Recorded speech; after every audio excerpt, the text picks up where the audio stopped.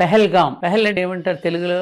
మొదటి మొదటి గ్రామం పహలా. అలా ఈ పెహల్గాం అనేటటువంటి జాతిని ఒక్కసారి మేలు కొలిపింది. ఇది దేనికోసం జరిగింది అనుకుంటున్నారు? మళ్ళీ ధర్మ సంస్థాపన జరగడానికి జరిగింది. నిజం. ఆనాడు ద్రౌపదిని అవమానపరిస్తే ఏ విధంగా యుద్ధం జరిగిందో, అంతకుముందు త్రేతాయుగంలో సీతాదేవిని అవమానపరిస్తే ఎలా యుద్ధం జరిగిందో, ఒక మాతృమూర్తి యొక్క భర్తను, ముఖ్యంగా అక్కడ ఉన్న వాళ్ళందరినీ కూడా వస్త్రాలు ఊడతీసి వాళ్ళెవరో తెలుసుకుని ఇది మోడీకి చెప్పు అని చెప్పి కాల్ చేశాడే, అక్కడ వస్త్రాలు విప్పినందుకు పరమశివుడు ప్రళయతాండవం చేసి ఆనాడు శక్తిని అవమానపరిచినందుకు, ఏది తన భార్య అయినటువంటి సతీదేవిని అవమానపరిచిన దక్షయజ్ఞం తగలబెట్టిరండి అని వీరభద్రుడు ఆ జటాజుటాన్ని నేలకు విసిరికొట్టి నాశనం చేసిరండి అని చెప్పాడు చూసారు పరమశివుడు.